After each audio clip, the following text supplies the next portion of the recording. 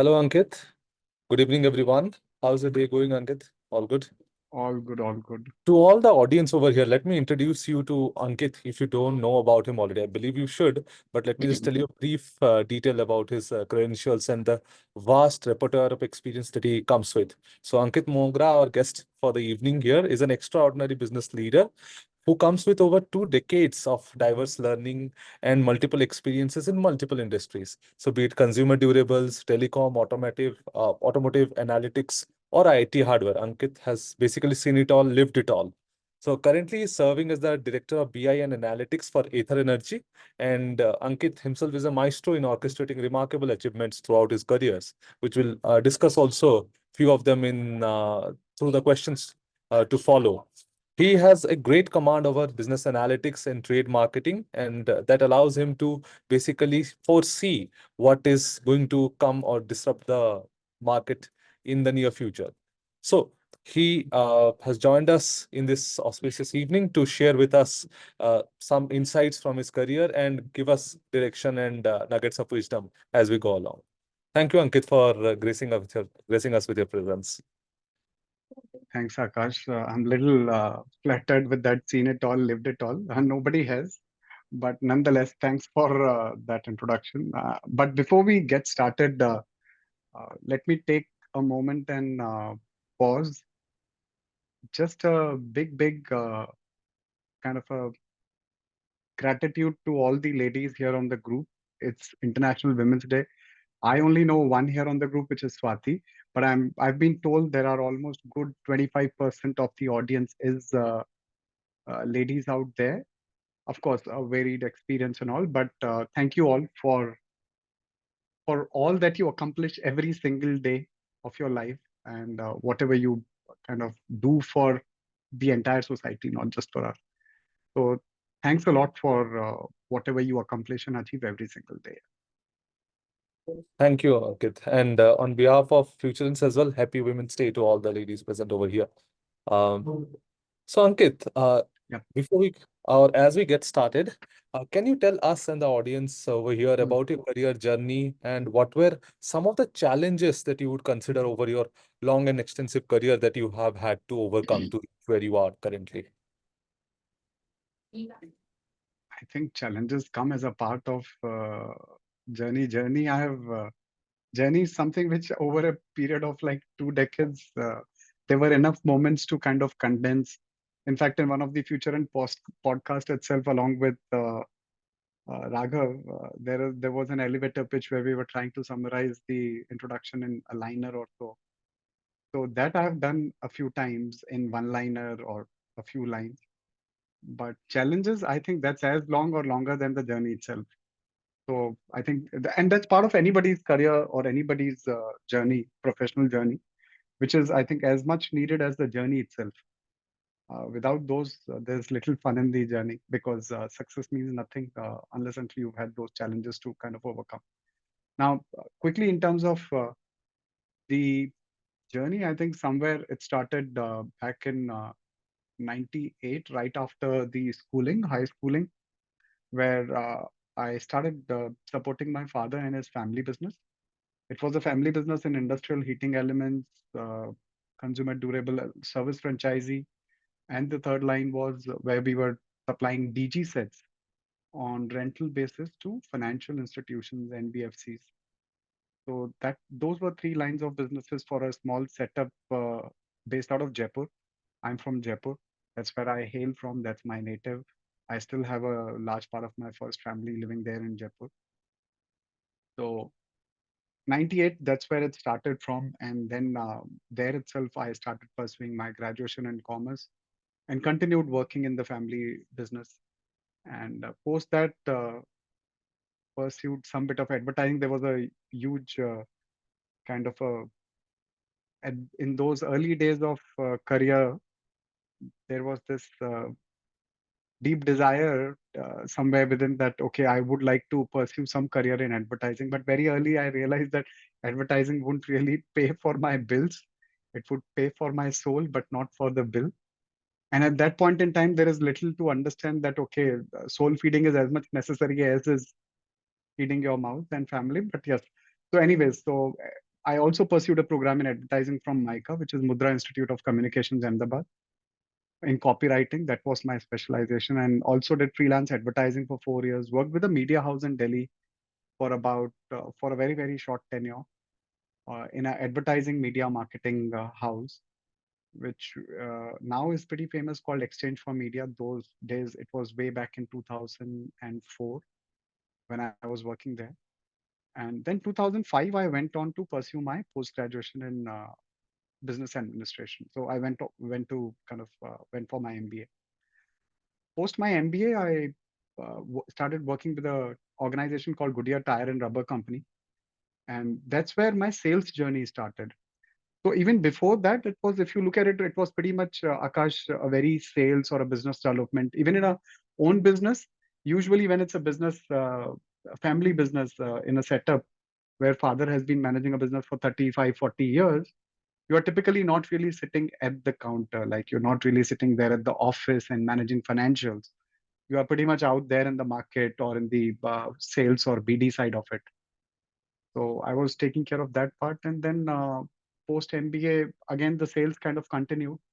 So for almost about 11 years, my sales journey continued along with Goodyear. Then telecom happened, Bharti Airtel. Then post telecom, analytics happened, which was a very technology space in HP. So 9 years with HP, 5 years with Goodyear, and likewise. Then after HP was a pretty pivotal or a turning point in my career where analytics started. So suddenly, from a sales, BD, and a P&L management in Airtel, it moved on to becoming more of an analytics role, where I was heading a global analytics for my last role was heading a global analytics for PC and print, both category, for the 130 countries that we operate in. So I was heading their global category analytics. Wow. And So how was the transition, just to cut you off a bit, coming sure, sure. from P&L and other such sales primary background into Yes. analytics? How did you By the way, manage that? by the way, Akash, this is always the point where I'm cut off because when people hear the first 11 years of sales and BD and suddenly analytics happens, so people are like, how did you move from sales to analytics and then last almost a decade now in analytics, by the way? Absolutely. And being the global head also in a rather short span of time. I mean, it's nothing short of remarkable. No, it's actually not short, because if the first decade plus was in the sales and BD side, it took almost a decade before I reached there to lead the Center of Analytics, Center of Excellence for HP. So, and then the Ather thing happened. So, in terms of transition, I think it just so happened that even while you are in a sales, typically what you do for a very well planned sales, you do need to plan your day in a certain manner, and your planning typically, even in those days, 15 years back or 18 years ago also, where would you do your planning is not out there in the market, right? You would still plan it on your laptop, on an Excel sheet, where you understand how you will plan your billings for the day, how your month looks like, what your AOP for the year is, how your monthly flash number or quota number would look like, what your financials or what your portfolio mix is looking like, right? So you would still do all of that planning every single day on your Excel files. So typically 20%, 30% of your job, despite being at whatever level of sales you may be it a ASM or a zonal sales or a regional sales manager or a national sales manager, you would still spend a considerable time doing this planning exercise, roughly about 30, 40%. Tables turned when I moved from Goodyear kind of a role sales into Airtel, and then Airtel again, I was doing the same. But then when HP reached out to me, they had a setup where they had a global analytics setup. It was more like a back office of the sorts uh, for entire HP global teams, and they had three primary regions. One was in Mexico, Guadalajara. One, a very small center, was in Shanghai, because of the language differences to support the China team, and China being a big market. The other biggest piece was about 1,300 people based out of Bangalore, India. In India, within the organization, they had different towers. So one of the towers was channel sales analytics. So they wanted a salesperson to lead their channel sales analytics. That's how the transition happened. So they were looking for a sales guy to come and lead this. But of course, somebody from a sales who would at least understand how the sales planning, the sales cycle, the process, all of that would happen. So there were decent amount of rounds of interviews that happened with HP, although it's now almost a decade ago. But yes, those happened, and then over a period of time, I've kind of continued picking up the nuances of the business on the job.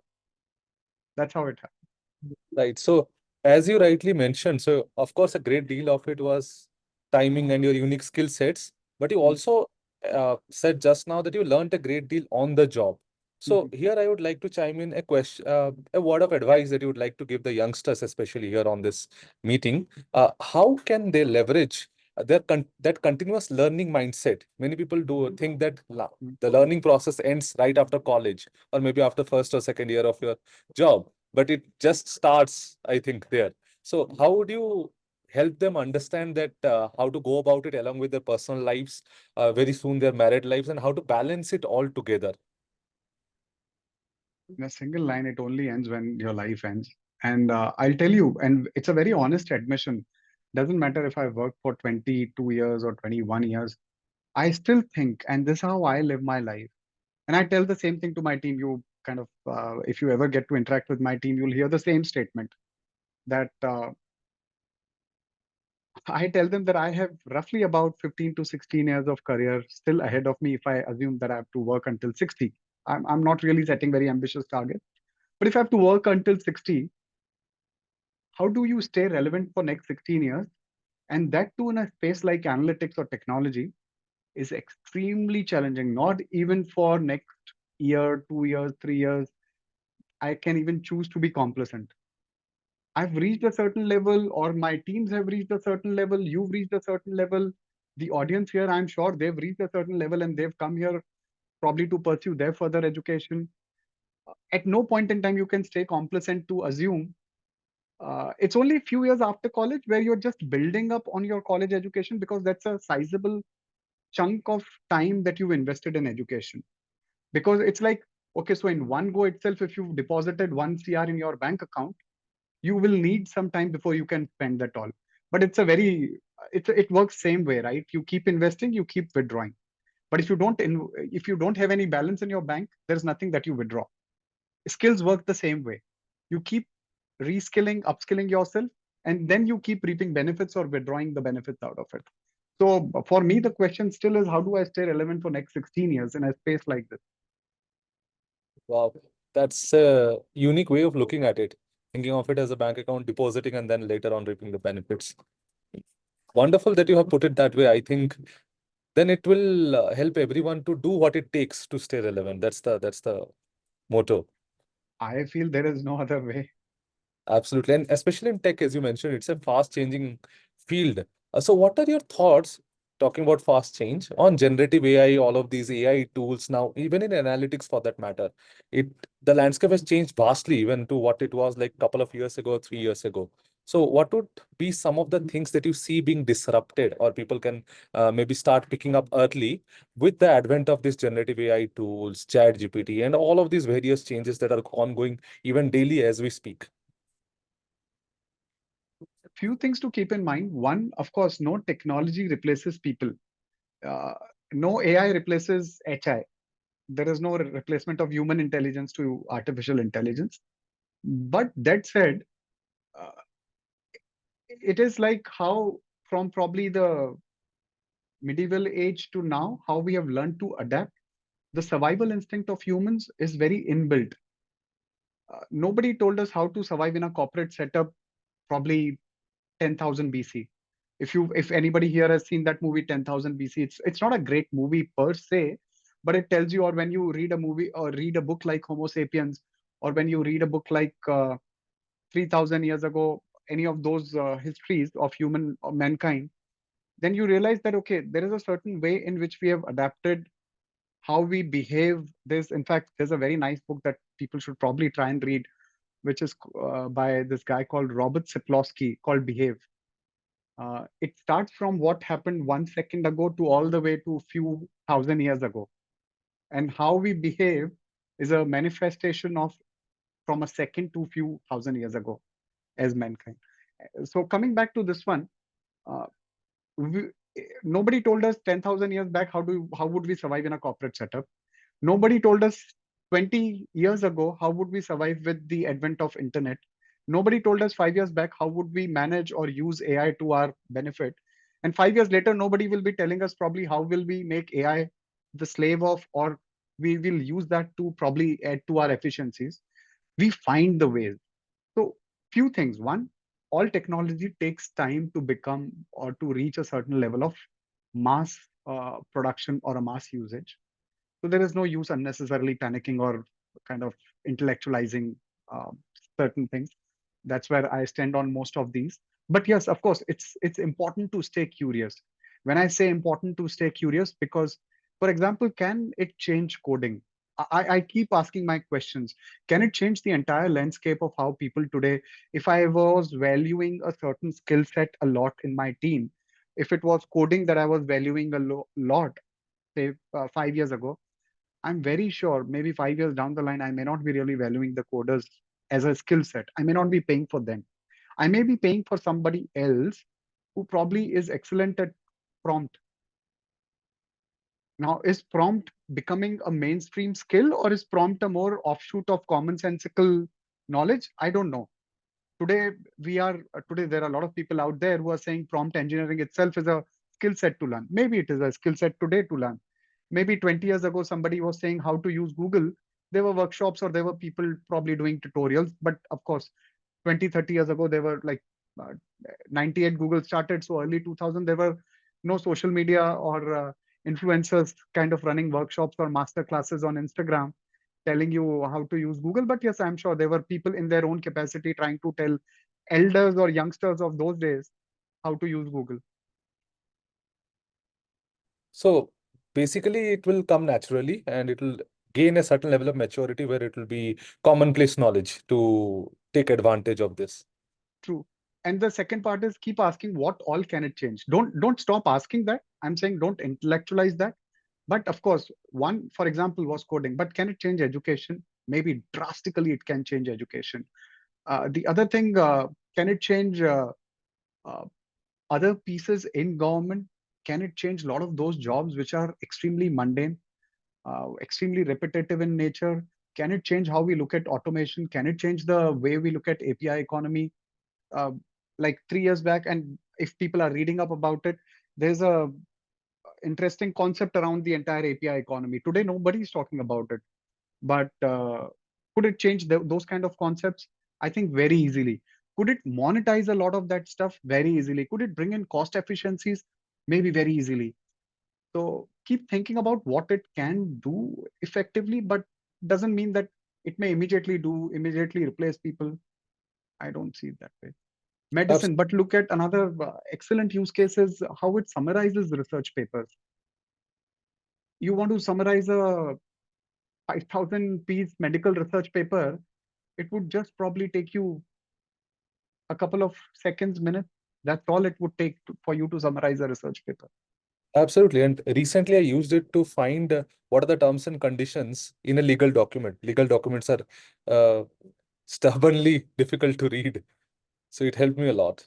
Now, this is exactly, sorry to pick on this example, Akash, but this is exactly what it may not really be totally reliable on. While it might have summarized it for you, but does it mean it can replace a chief legal officer for you? No, No, not really. not really. Even if it can summarize a 10,000 page document and it can give you all precedents and cases which have been ruled out by all sorts of possible federal courts and Indian courts, it cannot really replace a need for a legal counsel for you. And it Yes. will not be able to do so ever. Excellent example. I mean, the human thoughts and our natural capability to reason, I don't think any AI can emulate that yet or even in the future. Yeah. So, being a part of Ather, right? And Mm, I've spoken to a few people from Ather previously. mm, I believe that you guys are going all in on electric vehicles and you believe that the future is electric, right, for the automobile industry. And we all know what kind of revolution Tesla and such companies brought in. mm. Uh, but in India, especially, what role does BI and analytics play in offering a remedy to the challenges that you see in the EV industry?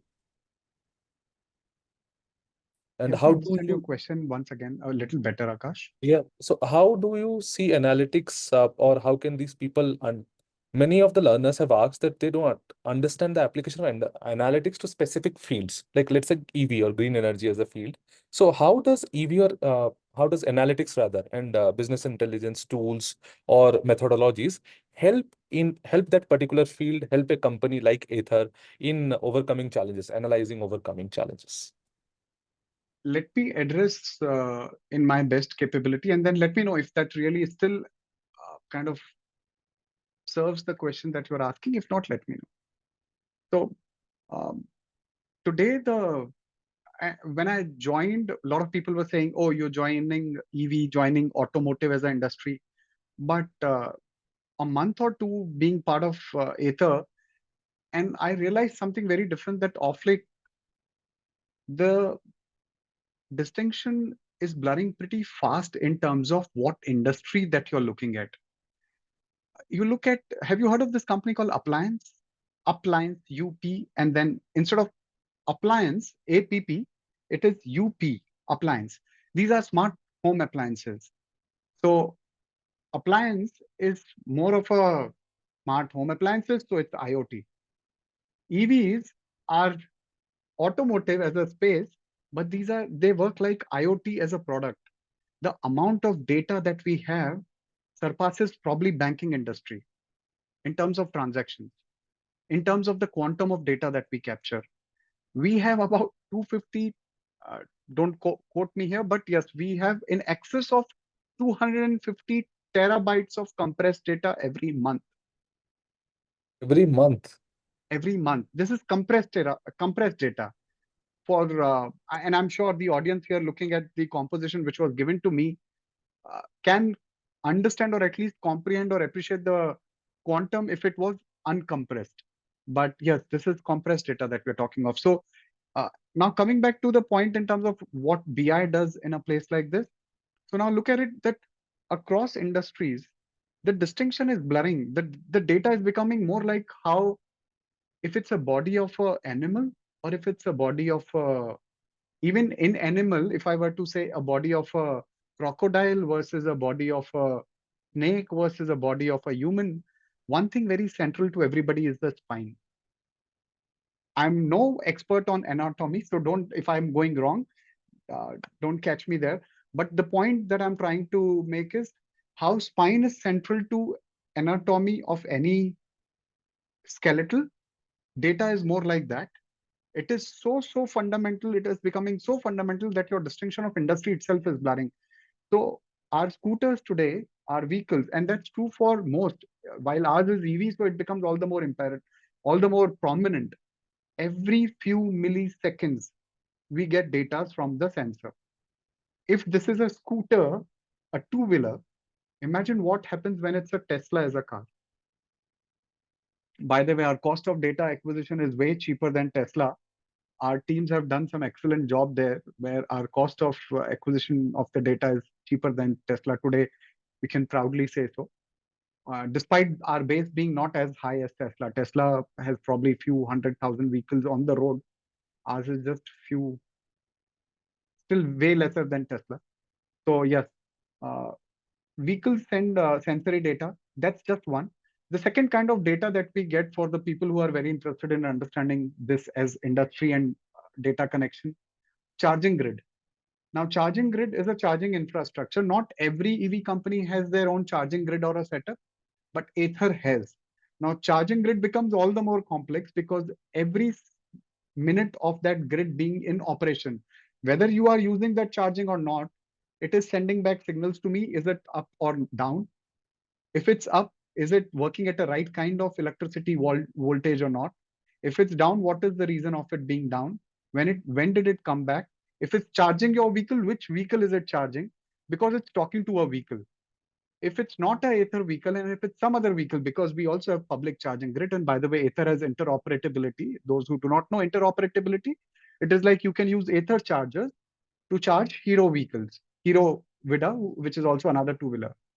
That's the start of interoperability. Think of it Type C being used across phones. That's simply speaking, that's interoperability. So When interoperability will happen, imagine if your phone charger was a smart charger, it will send data back to the charger company. Which phone did you charge? Did you charge Huawei? Did you charge Google? Did you charge Apple? Now even Apple has moved on Type C. So what did you charge?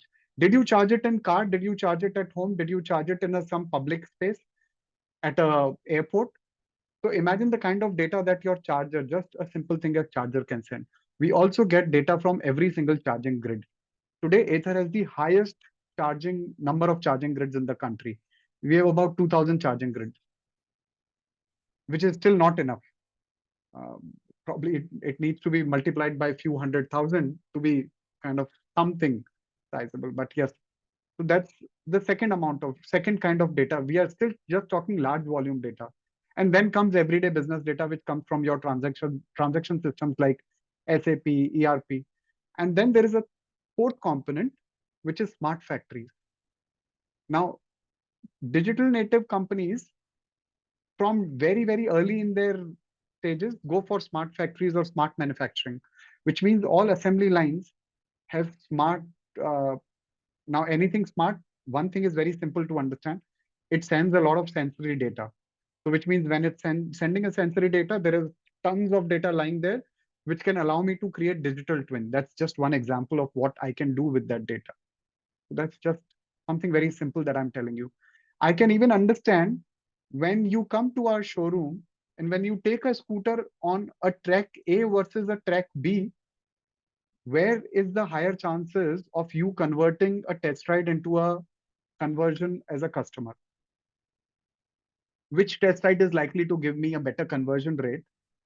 Uh, which test ride will you is likely to convert more into a funnel stage? So there's a lot that we can do.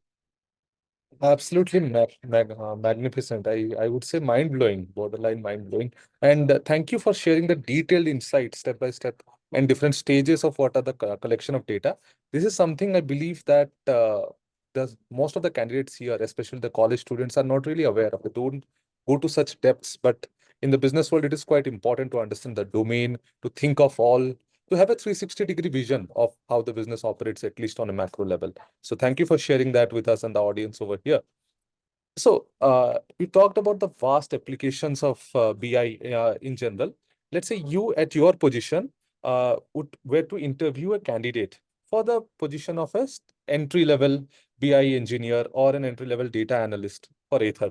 So what are the skills that you would look for in the candidate beyond the technical must-haves? What would be some qualities, some good to haves in your opinion?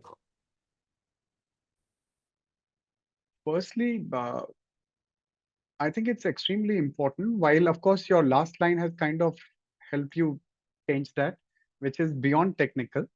But one request to this entire audience today, right after colleges, maybe you would be on the other side of the. I think people want to. They've been raising hands and they have some queries. So maybe Akash, Swati, you guys can check when do they really get to uh, ask questions directly. But one suggestion or recommendation to the audience here is when you're applying for the roles, be very clear. Data engineer versus a business analyst versus a financial analyst versus a data analyst versus a solution architect. These are all very, very different roles. And if you see a JD which seems to be somewhere overlapping, confusing, I'm not saying do not apply. I'm saying then your alarms should be raised to ask the right kind of questions because that's as much your right to ask the question in an interview as much as it's my right to be asking you a question as an interviewer. So that's one. Now, coming back to your question, Akash, in terms of beyond technical, what would I look for? One thing that I definitely always, forever, irrespective of whatever number of years of experience, be it a fresher or even a senior person that I'm hiring, is the learning aptitude, the growth mindset. I'm usually always in a resume or otherwise in my conversation. One thing that I'm constantly checking for is that what was the last thing that this person learned? Where did you learn it from? And what was your trigger for learning those things? Was the trigger just to get a certification from one of those universities websites? What is the kind of use case that you've got into after learning that? And did you really learn the implication of it? That's one. The other thing that I'm always checking for is if you have whatever experience, be it of a project, or if you have, say, 6 months or college project experience, or you've worked in a place for 6 months or a year and you're applying, how well do you understand that environment beyond the project? People who show that early ability to understand the environment beyond their own project and work and role, I think those are the people I would like to bet my money on. So people who basically go above and beyond what is the scope of work and try to pe- uh, peek outside and gain more knowledge. Uh, Above and beyond their work could also be kind of assumed as saying that, okay, uh, I was expected to deliver ABC and I delivered DEF also. I'm not expecting that. I'm just saying, if you were say, let's assume you were a business analyst supporting supply chain analytics. Now, in that domain of supply chain analytics, how strong is your hold beyond just doing FIFO, first in, first out, and inventory analytics and inventory management? Fair enough. You understand metrics and KPI. That's my bare minimum expectation from you if you work for a year. But now, what next level that I would like to understand? And the reason I'm giving this example is because these are more real life things that happen. Do you understand logistics? Because for sure, your head of function or department who has the supply chain also has somebody reporting to him who's taking care of warehouse and logistics. Do you understand logistics in as an adjacent function to the supply chain? Do you understand the difference between domestic or internal logistics versus international logistics? Do you understand the mechanics of reverse logistics as a business concept? What kind of an impact can it have on your organization as a cost or as a function? Those are the things, if you understand, you may not really be an expert. I'm not looking for an accurate answer or numbers. But if you understand the implications of everything that you'll do, then I think it's a brilliant candidate to be picking up.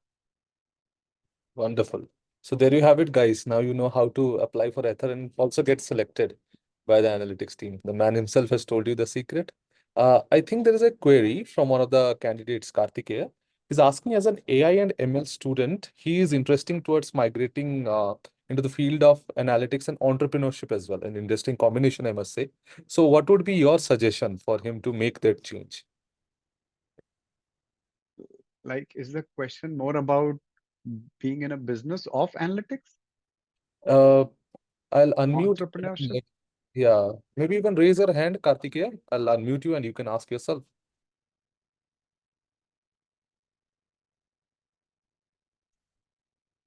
For somebody who's already an AI ML AL and student. MI engineering student, and he wants to move towards business analytics and entrepreneurship. So, what would be your suggestion?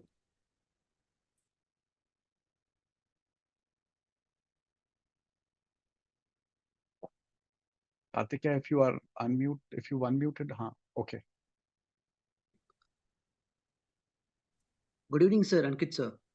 Hi, Kartikeya. Yes, sir. Pleasure to meet you. Actually, I'm a second year AIML student guy and who is really interested towards the business and innovation and also the business analytics. So Do you generally, mind switching on your camera? In case only if it's comfortable, otherwise it's okay. yeah, I can switch on my camera, sir. I'm pretty comfortable actually, in fact. Sure. It's just nice talking to faces rather than talking to names SV Kartik. Yes, sir. Same here, sir. Just a minute. Sure. And Kartikeya, where are you studying? Sir, in the J University itself. Ankit, Okay. by the way, we also have Raghav. Hi Ankit, hi, how are you? Hey, how are you? All good, all good. I was just seeing lovely participation. Amazing guys, have fun. Ankit, I'll talk to you when you have the time. Sure. Raghav, sir. Hi, hi, hi. Perfect, cool. Thank you. Sir, Akash, sir. Actually, am unable to see the video option over here. Oh, Uh, okay. It's I okay. think it is not enabled for the Yeah, it may not be enabled. It's okay. No hassle, guys. No sweat. Tell me, Kartikeya. Sir, actually, generally, I'm really interested towards the business and entrepreneurship. And Hmm. since you're from the Ather Energy, I heard a lot about in regarding about the EV market and also the innovation happening in the EV sector. So generally, I just want your guidance, sir. Basically, I'm really towards the creativity and also the analytics, because one thing how far I've understood from the AIML is that here we are using, I mean, the machine learning models to predict the data, and that you're categorizing them, then you're getting to the final solution. But my interest is more light towards the analysis of the data, and also figuring out the right strategy and also the right innovation principle, so that could be successful, the further enhancement of that. So I think in that manner, so I just wanted your advice and opinion on that, like how good it is, like to pursue business analytics and entrepreneurship along with that. So like, what is your But suggestion, sir? what part of entrepreneurship? I'm still not clear, Karthikeya. Like, do you want to be in a business of analytics, or uh, I'm not too clear about your question in terms of entrepreneurship and analytics. And you uh, also included creative aspect somewhere there. Well, sir, actually, you know very well that in an organization, let's say example, there's a startup. So for a startup, in order to provide a solution or bring any changes in the market, first we do go through the market study, and then you analyze the previous trend, right? Like, and then you launch a new innovative one. So before that, you need some analysis and done before, so that that could be successful. So like, what I mean to say is, sir, uh, majorly I wanted to pursue in business analytics and have interest in entrepreneurship. So like, should I take both, or should I focus on one, the business analytics, and do entrepreneurship later? Dude, I think there's little to, I would say, pick up a functional first, and Okay. then at some point in time, if life kind of really gives you that kick out of entrepreneurship, you'll realize you will probably not really have to go through some B school or any other place to learn the entrepreneurship. And when you'll find that idea, you'll know that this is your idea. Okay, sir, I got it.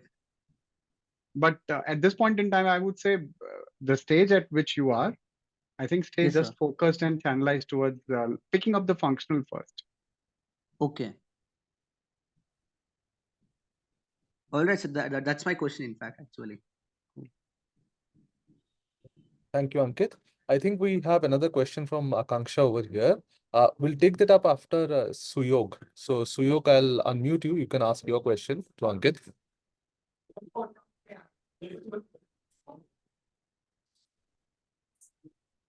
Yeah, Suyog, you can unmute and speak up.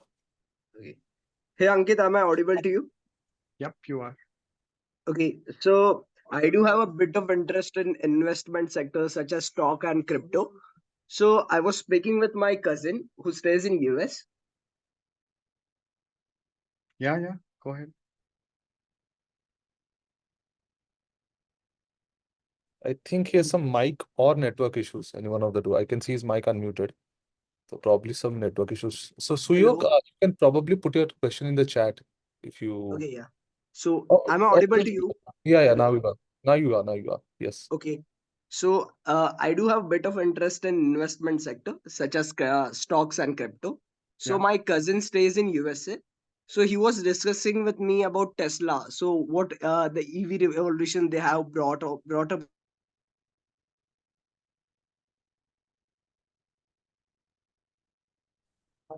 Network issues still. Suyog, you can It go looks ahead like he's using Starlink in India. That was a good one. Suyog, you can Tesla put it in is the chat. okay. I Okay, think let it's me. getting disconnected. Okay. So I'll just summarize that. We're getting some pretty long questions, guys. If you can sort in your questions in the chat, that will be really helpful. It will take ages otherwise to read all of them. So Akanksha is a fairly short one in comparison. She's asking what are some effective strategies for turning her academic understanding and enhancing her skill sets from subject knowledge into real world knowledge or applications. Um, so she basically wants, I think, to know how to transfer the conceptual learning of universities into practical application in jobs. Kansha, I'll probably just continue from where probably Suyog was trying to head towards. I don't know what exactly his question was, but something as simple as and which I've been telling even to my nephew, who's probably your age only. So he has similar interest in analytics. There is a bit of interest as a retail investor, a very budding, similar age group, right? Some same 20-ish, 20 plus. So I think as analytics student, you have all possible access to your everyday aspects of life itself where you can apply. So for example, even a simulation of a stock market is a brilliant case where you can do that. You can do simulation if you are a sporting enthusiast or a sporting fan, then you can do simulations of that also on a, if you're a cricket fan. I have met people and I have some people in my team. I've interviewed some people who have even done simulations on the games, the odds and evens of how many times who will win. They've built machine learning models around that. Doesn't matter what projects their college, their institutes would have given them, worthy enough, not worthy enough. I'm not commenting that projects are not worthy. I'm just saying there are enough and more avenues for you to pick up anything that you would even blink your eye, set your eye on. If you are a art enthusiast, look at the art prices in the last 100 years and how they've gone up, and tell me which are the best art investments to probably go for. And if you're able to, it doesn't matter whether your art investment is of any value to me or not. You, because art is very subjective. I'm just stretching an argument to give you an example of how you can apply your academic knowledge into everyday sphere of things. Forget art, forget sports, forget investment. You use every day, there is a product that you use. For example, you get up every day. What is the first thing that 90% of the people, 99% of the people would use is a toothpaste, right? Everybody brushes their teeth.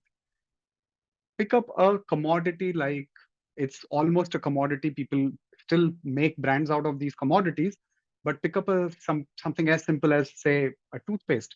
Pick up two brands and try and see what is the kind of price sensitivity that you see. Would a price drop make any change to any of those? Pick up something that you can see in your supermarket shelf when you go out shopping, wherever you see an offer, and see if that could make any difference. Pick up something that you see in a news to validate your own assumptions and see if your model is working there. There are many ways and avenues to do that. That perfectly makes sense, sir. I hope that answers your question and even beyond that, Akanksha. We have a very interesting question from Abhishek as well. Sure. He's asking basically two questions wrapped into one. One is, what are some hard skills? He just wants to know what are some one, two, three hard skills that will set him apart from other candidates immediately, maybe on his resume. Today, if he learns some hard skills, what he will set what will set him apart? Even before you answer it, I don't think there is particularly a panacea for that or a one-shot answer for that, because as Ankit mentioned, it is changing constantly, but I'm sure he will add on to it. And his second question is that in terms of project, how does he create a system of doing good projects that will bolster his resume? I think project part, I already kind of stretched my point way beyond just illustration for the previous two. So Yeah. maybe Abhishek, I'm assuming that would address your, and I hope I've got the name right, Abhishek. So that would address your second part. On the first part, you already written Python, R, and SQL. I would just add one more to it, which is what probably will set you apart as a fresher on. Think of your career in slightly shorter spurts. Don't think of career as a big problem to deal with. Break that career into smaller segments of how you would see those certain success. I'm not trying to give you a theoretical answer which you would have seen, where do you want to be in 5 years? No. I'm just saying, what do you think people value when you go in a place where you join in, say, from somebody who has just joined fresh out of a college, or 1 or 2 years of experience, or the kind of profile that I'm seeing? Basically, even if you are even if you're an experience holder, you've gone for an education and you've come back and joined a workplace, what do you think people are expecting you to do? No organization is devoid of mundane processes. Every single organization is plagued with those, which means you have an opportunity to pick up a skill and use it on day zero itself. Which, by day zero, I mean pretty much in your week one, you can identify some of those processes, which is, say, something as simple as automation through UiPath. So if you can do it using Python as well. Second thing, pick up those tools where it's not costing money. So if you pick up through UiPath, and if it will cost you a community license versus a paid license, do a POC with a community license. I'm telling you, you'll become a darling of your organization in pretty much like month one, first 90 days, you'll become one of those blue-eyed boys who'll have enough and more projects. While initially it may all seem like mundane automation projects, after first few projects, it starts seeming mundane. But what you do in the process is you get a lot of strong understanding of those business processes, the environment understanding, which we were just talking of like 20 minutes back. You gain that through all of these processes by virtue of just getting one extra skill, which rest of the organization doesn't have, which is automation. So please add automation to that list. Absolutely invaluable advice, I would say. Many people do not think of automation in that light. They do not even know of RPA, UiPath, all of these automation tools. But that helps an organization a lot, guys. And let me tell you, Ankit is absolutely talking about very, very critical things. I hope you are noting these points and keep them in mind. And one Super. more Yeah, probably Ankit. unsolicited advice to the group. Many people ask, how do they do networking? Believe me, guys, I see 24% of the batch has 10 plus years of experience. The audience here, I've been given to understand so. Uh, Even with 15, 20 years of experience, go and ask somebody, how do you do networking? If you find a great answer, please, you have my LinkedIn, drop me an answer. But something that I can tell you is networking is something which you do when you are able to add value to somebody. Otherwise, there's no use for me to connect with you. If you can't add value to me, there is no use for me to kind of just spend my time with you, unless and until I'm doing charity. So this automation is also another thing by virtue of which you are adding value to the people who are probably 10, 15 years of experience sitting there, and they know a lot of other things. Of course, it's not to say they don't know, but by virtue of being able to help them on some of these smaller components, while you become of some value to them, you will learn a lot in that process, and the kind of network that you develop will go long way beyond that organization, beyond that first 1 year, 2 year, 5 year. When you start looking for next challenge, your growth in the organization, growth beyond the organization, when people move out of the organization, but they still remember you because you did something for them. So pick that up if that helps you. Absolutely, Ankit. I mean, you might not realize the value of the work you are putting in today, and it might come back to benefit years later. Uh, we also have another really good question that I can see in the chat from Kajal. So, as you had mentioned earlier, Ankit, about SAP ERP systems as a source of data collection, right? Will it be beneficial not only for Kajal, I would say the participants who are college students here in general, to pursue a SAP certification or knowledge about ERP systems in general? Is it a necessary thing, or can they skip it and focus rather on the analytical aspects, irrespective of where the data is collected from? Yes and no. If it's too much of a time involvement, do not learn. Learn first what you will be hired for. But again, I'll give you a real life example. What happens in case of SAP, because you picked up SAP as an example, or and SAP is a great example. SAP has multiple data tables. No organization says that we have 100% SAP implemented because SAP has modules after modules. They keep releasing modules.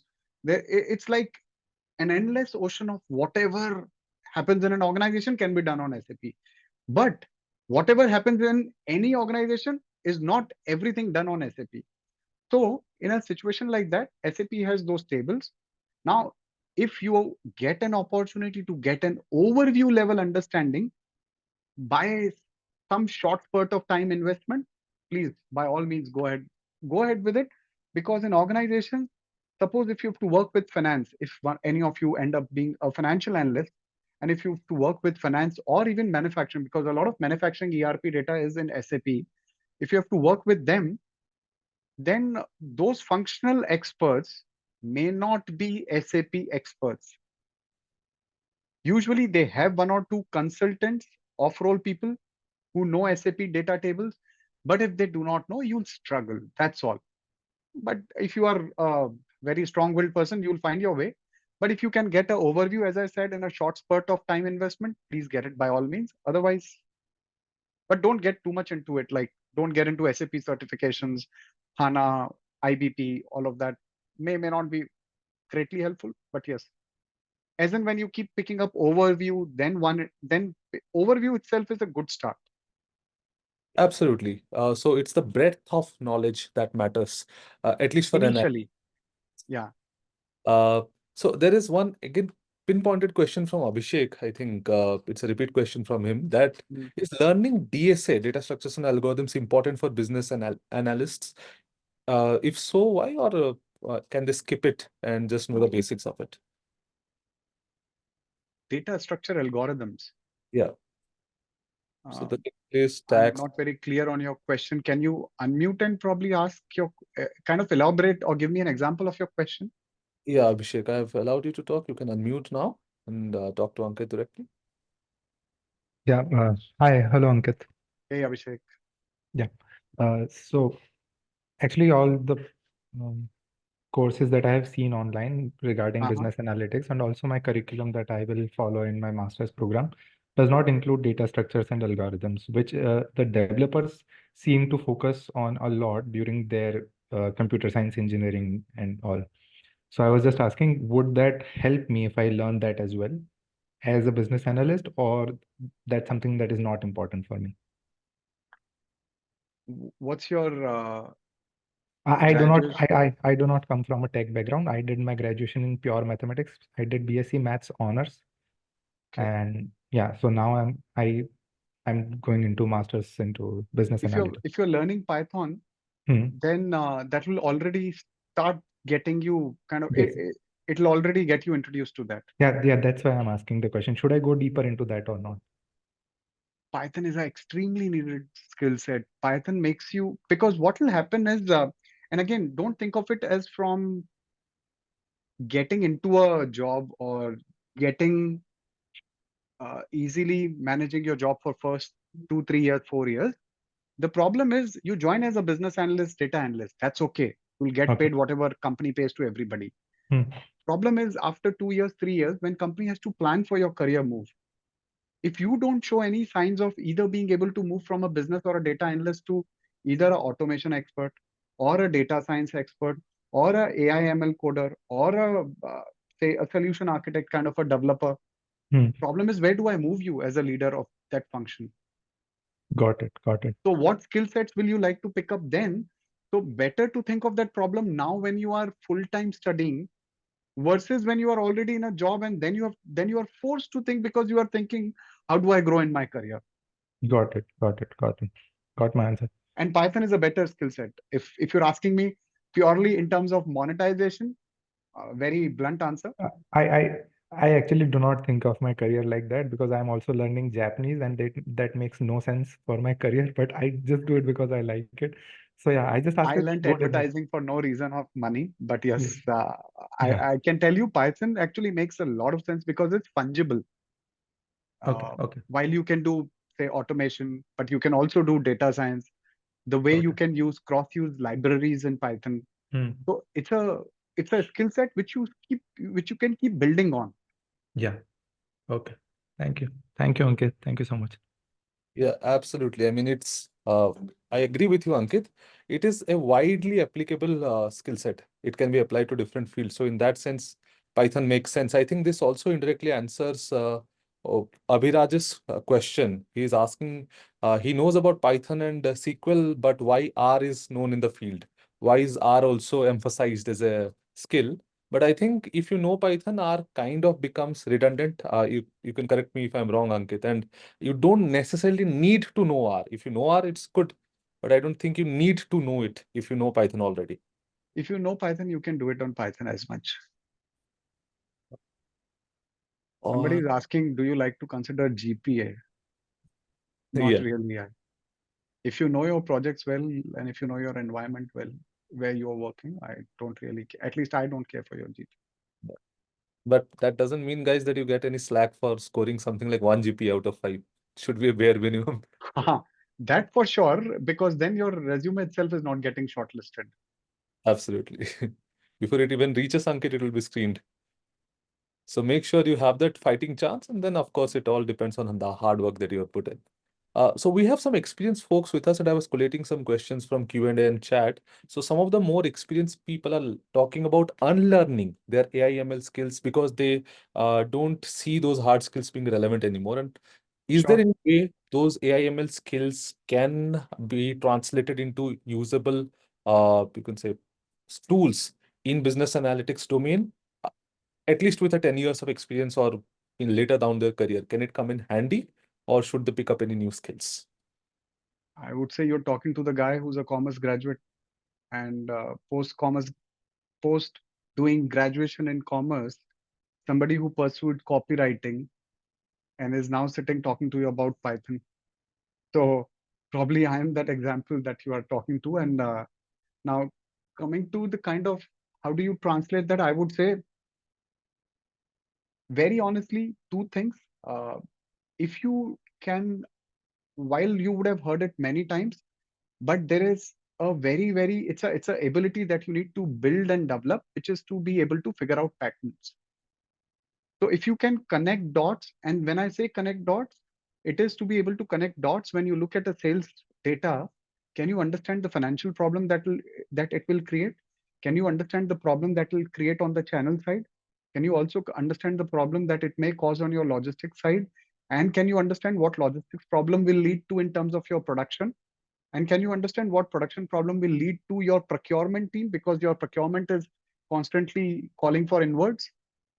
If you can do that level of, if you are really 10-year-old experienced person and say you're talking of that, then this is what probably I would expect you to kind of be building on. I'm not saying day one you'll get that, but this is what you should probably start focusing on. That's skill one. The second skill, because at a certain year of mark, it's not about you doing coding yourself. It's not about me going and sitting. If you'll ask me, can I do a Python coding myself? No, sorry, I can't do. But do I know the capability of the tool? Yes, I do understand the capability of the tool as well as, and I can demand it from my data scientist. That's what probably is my skill needed at my level. But the second skill that you need to learn is that storytelling. Again, very commonly used, abused maybe, because you would hear it very often, but not everybody does a great job of it. I still struggle, but I'm able to manage it. I would say that's something that you should pick up. And I sometimes feel my advertising past or my life from advertising helps me create stories here. Yes. So whatever you are doing currently, I think from Ankit, we can all take a lesson that it might help you directly or indirectly in the future. So always keep that in mind. And build on new things, new skills, and look at the holistic picture is what Ankit is trying to say. Look at how you can help business in whatever ways you can, how you can understand more about the business. That is what he was also advising a few minutes earlier when we talked about going beyond the project and trying to understand what you have been working in the environment. So it all ties together. And I hope that answers your question, Ujjwal, and as well as a few other people who have been asking in the chats, Sambid as well. Right. I think we have Suyog who is still waiting to finish his question, and he has a stable connection apparently right now. So I'll let him So speak. Suyog, let's start from your brother, your cousin who's in US, and you were talking to him about Tesla. And you have interest in crypto and investment. I've heard that. Let's move from there on. Ankit, am I audible now? Yes, Yes. that's where you started from. Am Yeah. I audible? Okay. So I was just speaking to him. Basically, what we people user has a basic idea that Tesla is something EV based company. Uh, But the insight what he has shared with me is that more often Tesla is what we can say is a data communicated company. It's just collect data. So I was completely shocked. Means we have a basic idea of info of company that is EV based. hmm. Even he is telling data is more important to us for that vehicle too. So I was confused between that point. So does that involve or does it play vital role for you people, the data which you consider that at the rank of EV only? See, for the same thing, I was giving that example when I was talking to Akash about appliance versus any other industry and how distinction is blurring and everything is becoming very data centric. Data is a central to a spine. When I was giving that analogy of a spine of animal versus human body, and likewise for across industries, across different companies. Today, telecom is also a data company. Google, which is an advertising, is also a data company. Facebook, which is an advertising, is also a data company. If you look at a Facebook's registration certificate, you'll see it as a media company. But this is a data company. What Yeah. is Facebook really playing with? Data. Hmm. So, Likewise, and the Tesla automotive, but playing with data. yeah. So you people also played very well with data. That Ather was everywhere. You did a aggressive marketing. What we can say, aggressive. It's like Ather was everywhere. So how you people try to break down that data to target the market? I think I would reserve all questions on Ather. That's something that wherever you ask me generic questions, I'll be comfortable answering. But if it's anything which is where I need to kind of, if it's Ather related, then let's park them aside, please. Okay, so we can just say that how these big companies try to target a particular group of people while doing an aggressive marketing. How they probably break down the data to collect the market. See, that's not a customer data, that's a lead data that you're talking of, Yeah. which is very easy. That you're talking of is a very easy data. You go on car dekho, bike dekho, 91 wheels, this, that. There are 10,000 such third party websites and places where you go and enter your details. The minute you enter your details, you are anyways ingested into all OEM databases. You are already there as a lead. Yes. Okay, this was my question. Thank you. Google knows better in terms of what you are wanting in your life than you would know, Suyog, right? So Yeah. the minute you start searching about, you trust me, you search for one sneaker, Onitsuka Tiger, today on your Google, and less than 2 hours later on your Instagram, you'll see Tiger Onitsuka as a next feed on your Insta. Yeah, my feed will be completely full of that only. Okay. And 3 feeds later, you'll see other sneaker feeds coming into you, only sneaker feeds, not even all shoe companies. Yeah. So, but that's more of a lead thing and retargeting. That's nothing to do with how probably Ather or Tesla are playing with data. That's not that part. Okay. Thank you. Cool. Thank you, Ankit. So we'll take one last question. So it's in the Q&A, very interesting one. How do you see the use case of quantum computing for Ather? Maybe not now, but in the future, how do you see quantum computing being relevant for Ather? Who's asked that question? So it's Riansh. Okay, I don't see that, but Riansh, you mind unmuting? Riansh, let me allow you to talk. Yeah, Riansh, you can unmute. Hello. Riansh, Yeah. hi. Hi. Hey, interesting question. And Yeah. I didn't expect anybody in this group to be asking about quantum. While I was with HP, sometimes I've been asked questions around quantum and edge compute and all of those, but not in Ather. But tell me, what's Okay. your understanding? Where are you coming from when you ask this question? I'm just thinking that as we are dealing with a large amount of data, so we need a higher computation power. Right now, we are not, our systems are, our clouds are not capable of doing that when it's a large amount of data. As you said, that 250 TB within a month. Okay, so, and even more than that, if we have to compute that, which is in computation is very, very high, not in O-log and just beyond that, even in the power of fourth, means exponentially power of computation we need. So at that stage, we need, when we have to compute that algos, where we have to go for the exponential algorithm. So we have to go for quantum computing. Means it's a yeah. So I'm just looking at how are you seeing that its use cases can make the business more robust and can drive the business in and can open more opportunities and can Okay, let me move it away from Ather, because what I'm telling you now is not what is not nothing to do with Ather. Yeah, I'm telling you what I've been. See, technology is something that kind of excites me a lot. Mhm. So when I was at the beginning of this hour, I was telling you that while I do not intellectualize or I do not panic with what probably AI or generative AI is, how it's usually seen by people, but at the same time, I am extremely curious about what it can do for me, what will it do for me in future, 5 years later, 10 years Mhm. later. So when I think of things like quantum, imagine when you'll have a peer-to-peer, you've heard of P2P charging? No. So in Sweden, there are companies like Volvo, which are already experimenting with this. So when you'll have and in fact, in Sweden, there are also places where there are roads being built where underneath the layer of the road itself, you have wireless charging.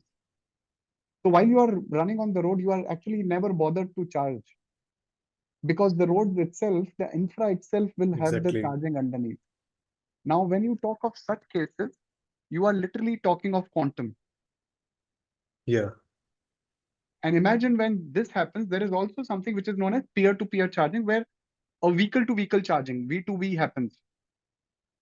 How you have a simple example is today when we had not thought of how in a UPI, I can transfer to you using a WhatsApp, mobile to mobile transfer, or using UPI.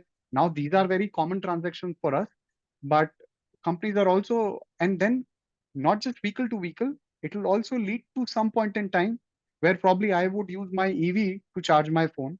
I would also use my EV. If I give an internal port, I will use my EV to charge my laptop. Now, when two vehicles will interact, start interacting, you are actually talking of a machine to machine interaction. And it's not as straightforward saying, "Acha, theek hai, idhar se idhar wire dal do, it will start charging." It's not as straightforward. Even when a grid speaks to a vehicle, it is not very straightforward. There are certain protocols that you have to follow. These are, uh, uh, in a simple terms, there are, we call it charging protocols, but these are protocols in which machines need to talk to each other. It's a topic which we can kind of discuss over a coffee even for an hour. But yes, quantum computing can have its own place in a world of EVs, because the data that happens, and imagine a scenario, Sweden is a very small country. It's not even a size of one of our biggest states in India. But if India were to have an infra, maybe 80 years later, where all your roads are, or even 50% of the roads have wireless charging capacity, you're already talking of quantum computing in automotive. Mhm. Yeah. Future is as bright as we can think, or Yeah. is as complex, or as whatever, Yeah, if you whatever is the will word. afraid of it, then it will move in that way. Sure. Cool, but interesting. Yeah. Thanks, Riyansh. Yeah, very insightful, imaginative and futuristic answer, Ankit. And thank you for that question also, Riyansh. That was a thoughtful one. Thank So See, I, you. Riyansh, for not just for Riyansh, but for others also, there are people who identify themselves as futurists and technologists. One of them is Andrew Bowles from HP. If you want to follow that guy on LinkedIn, I will probably check up his LinkedIn URL for the exact name and credential, send it to Swati. He's HP's chief futurist kind of a person. It's no official designation, but he's one of the very senior leader. He's sitting out there in Palo Alto and probably just crafting the technology or the vision for future, which is not a vision for a business. It's a vision for society. It's a vision for the world. What may world look like in 2050? How the $1 trillion economies inside every single city will look like. When apparently they say in China in 2050, China alone will have about $10 trillion cities. Now imagine when you have cities which are $1 trillion, how the economy will look like, what the technology will look like. So there are many such conversations that emerges out of that. So if you want to follow, I'll send that link to Swati. You can follow that guy for maybe more such nuggets of interesting pieces. But stay curious, guys. Stay curious. That's the motto of the day, guys. And thank you, Ankit. And if you have that offer open, I would love to take up that coffee option with you someday for an hour and You're most discuss welcome. all about technology. Thank you also, Ankit, for sharing your wisdom, your thoughts, your valuable words with all of the participants, with me, and with everyone here at Futurense. Uh, I'm sure it has benefited everyone greatly, as I can already see in the chats, people thanking you. And I'm sure you have made their evening and their weekends on a Friday evening. This is one of the best things to happen. Hey guys, I really love the interaction. I think monologues are okay for first few couple of minutes, 20, 30. After that, it gets boring because my journey has been same. My 20 years will not change for next 20 years also and next 50 years also. My first 20 have been frozen and cast in stone. But it's these questions which really make it interesting. So thanks a lot to every single person who asked the question, people who have been engaging and participating. And Akash, awesome moderation. Thanks for all the questions and the way you've been engaging and asking. Thank you. Thanks Thank all. you.